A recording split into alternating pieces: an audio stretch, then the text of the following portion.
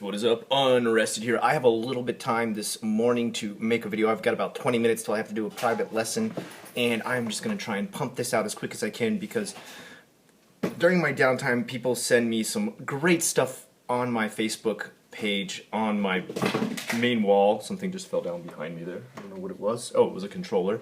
And these articles are great, and I love when people do this because I think the best part about posting questions on my wall is that other people can kind of get an idea of the questions that people are sending me that I'm answering, things I've never done before, rather than send me, how do I get to Japan question again, can I be a doctor in Japan question again. So let me just go through a bunch as I'm reading them. Okay. Japan recognizes Cyberdyne's robotic suit as a medical device. Some people are really worried about this due to the name of the company called Cyberdyne. They actually did admit that they were actually influenced by Skynet and Terminator, and they really like those movies. Those movies are actually, the Terminator movies are super popular in Japan. Let me just tell you, they're huge fans of Arnold Schwarzenegger. They even have a nickname for Arnold Schwarzenegger. They call him Swarchan. And this suit, though, has no negative implications. It doesn't have an AI, it can't operate on its own. This robotic suit has only been made to medically assist people who have lost either use of their legs and or arms. As of right now, they only have a leg suit, and it will literally let them stand up, move around, walk around. It's a very humane, it's a very technologically advanced device. I'm totally for stuff like this being implemented into the future of our medical technology. But I can see how some people would be a little bit wigged out with using the name Cyberdyne. I don't know.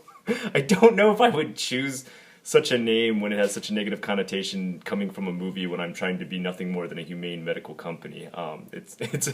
I guess they just feel like, come on, don't look into it that much. We just like the name.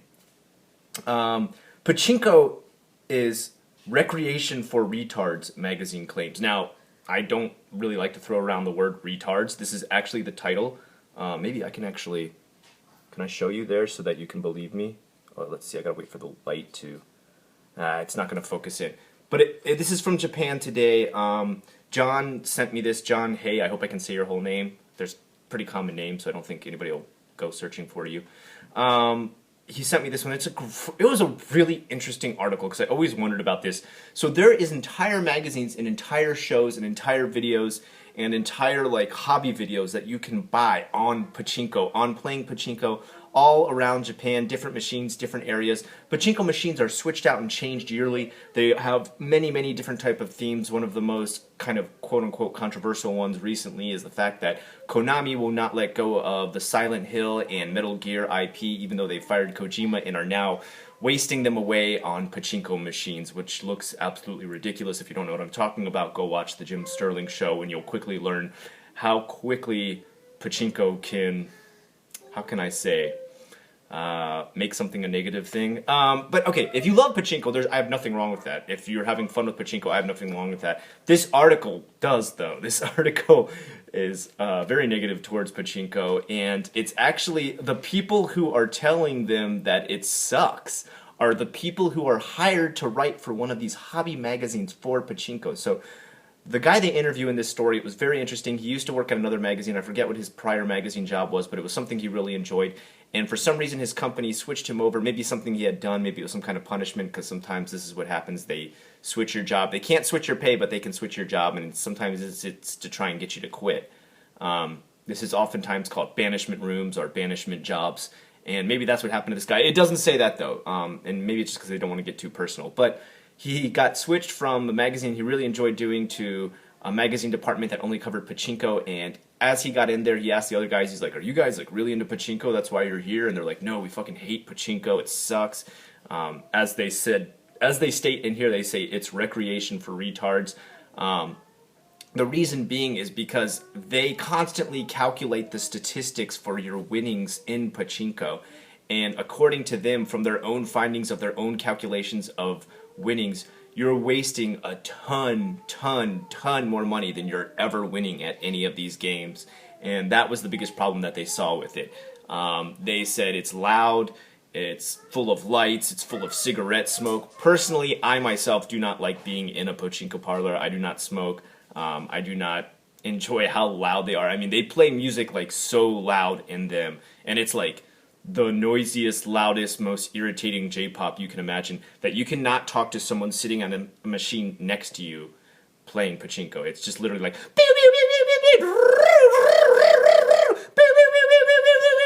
and then like in the meanwhile you've got like AKB blaring at like, you know, ear bleed levels. I mean, if that's your cup of tea, I am not saying I think it is recreation for retards. This magazine is. I personally feel like it's not something that is for me. I think this title of Recreation for Retards is a tad too harsh because at the end of the day, pachinko doesn't really hurt anyone. If you lose a lot of money on it, if you gamble away all your life savings, that's on you. Okay. Now, of course, there are people with gambling addictions who may argue otherwise. I don't have any kind of expertise, specialty, or knowledge of gambling addictions. That's for a separate conversation completely. So I'm not discounting that, but I'm just saying I don't have a lot of information on people with gambling addictions. That's my own personal take on pachinko. I don't necessarily think it's a bad thing, but it's not something I enjoy either. Would I give it as harsh of a title as Recreation for Retards? No, I think that's way too harsh. 47-year-old woman arrested over assisted suicide of parents. So in this article, apparently the woman had assisted her parents in committing suicide. I believe this one was via carbon monoxide poisoning, in which you buy a small indoor stove, you light it, and it fills the house with carbon smoke, which you eventually breathe in and die. Pretty painless way to die, listed in the Book of Suicide, the Suicide Manual as it's called, as one of the least painful ways to die, although that can be argued. Some say that the actual asphyxiation is painful. And this is happening more and more in Japan. I think one of the main reasons you're seeing this happen, and it could be argued that maybe this was actually murder. I think right now that's why she's arrested, is because they're wondering if she actually murdered them. You do realize, like, when people get up there in a higher age of dementia and stuff, they don't realize what's going on. If their daughter is malicious enough to light one of these little carbon stoves inside while her parents are like with Alzheimer's and dementia, they have no clue that they're being, you know, literally breathing in death.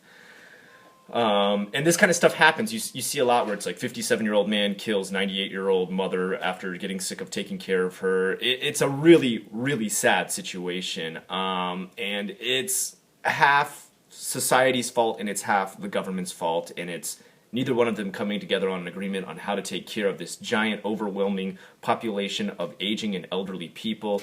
And at the same time, not taking care of the fact that our population is dropping and the money coming in for these people to take care of them is dropping because there's not enough new young people to work the jobs that pay all the Social Security and pensions for these people. So, you know, it's constantly a back and forth between society and the government of Japan. Which side do I land on? I more so point the finger at Japan's government, where they seem to want to quickly do a lot of things for making here and now good for people, but don't take any kind of look into the future of how things are slowly degrading into kind of this like mass chaos of no one ever getting taken care of when they reach an elderly age, until they themselves get there, and then they aren't in government anymore and can't make any changes. Okay.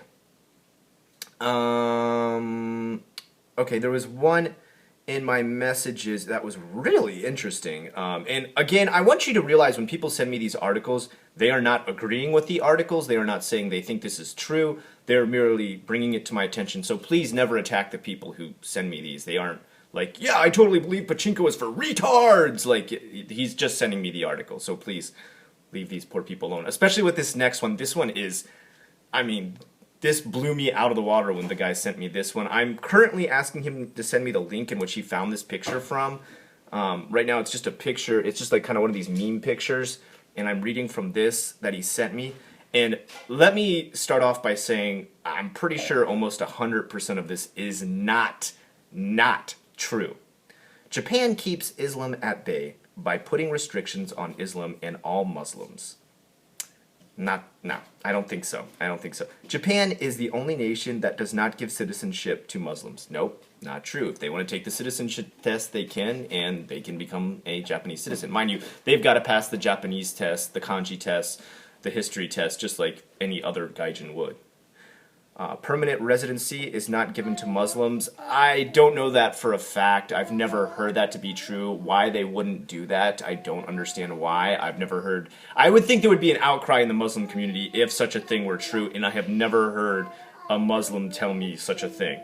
Propagation of Islam in Japan is banned. No, there is no ban on any religion in Japan. You can pretty much start any religion, practice any religion, and take care of any religion you want to here. Have a temple or whatever for.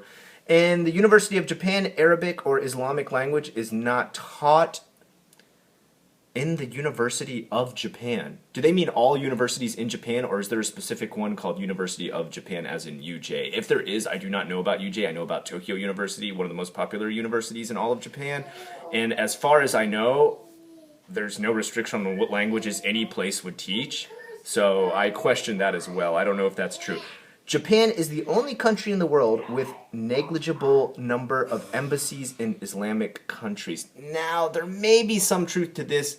If there's any countries that are on a certain danger level or passport entrance level, as in the Japanese themselves can't get a passport to enter it, then they definitely either have a very low presence there, or they have a presence which is barely seen, or they don't have an embassy there at all. One cannot import a Quran published in the Arabic language. I don't think that's true at all. I seriously doubt that. I don't think there's any book you can't have brought into Japan in any language. There's no ban on any language in Japan. I've never heard of such a thing. If there is, someone please bring that to me and show me somewhere in the amendments of the Constitution of Japan where it says there's certain bans. I've never heard of such a thing. Muslim must follow Japanese law and language. Bullshit. Total. That's definitely 100% bullshit law. That would mean like everybody would have to do that. Everybody who came to Japan would have to follow it. They wouldn't just single out Muslims and say, you have to learn Japanese law and language. Everybody has to follow Japanese law. Everyone does not have to learn Japanese to live here. My Japanese still sucks after 10 years. I'm still living here. The Japanese government is of the opinion that Muslims are fundamentalists and unwilling to change their Muslim laws. That's a massive blanket statement to say over multiple parties of the government. Do they even understand how the government works here? The Diet is made up of so many parties, I probably couldn't count them on two hands alone. To say that every single one of those parties is in congruence with this statement is an utter blanket statement. That's almost like saying, okay, anybody who works for the government doesn't like Muslims. That's impossible to know. Did they literally go around? And where is the source for any of this stuff? Muslims cannot even rent a house in Japan. 100% false. There is nobody in Japan who is denied rental. Unless you have like some kind of criminal background, and that wouldn't have to do anything with race. That would just be criminal background. There is no Sharia law in Japan. I'm unfamiliar with Sharia law, so someone please let me know. But as far as I know, I don't think that's true either. I think if it's part of your religion or anything you want to practice, you want to bow to Mecca, you want to pray at a certain time of the day, nobody's going to stop you from doing that in Japan. I would think there's even jobs that you would work in Japan if you let them know, and because they know they're hiring a gaijin, that you have certain religious practices. There's even universities that have halal food. So I know they make a lot of exceptions for stuff. So I would say almost 100% of all the stuff listed here is false. That's just a little bit of information on some articles and memes people have sent me over the week. Thank you so much for sending me these. This is great because I can post them on Facebook. Everybody can see them. Everybody can go and check what the questions are or read the articles behind the questions, which gets them even more informed, keeps me informed, allows me to put a lot of opinion behind my conversation with you, the viewer. You guys, great questions. Keep them coming, and I will see you on the next jfaq, Japan's Frequently Asked Questions. I am unrested with the questions you requested. Have a good one.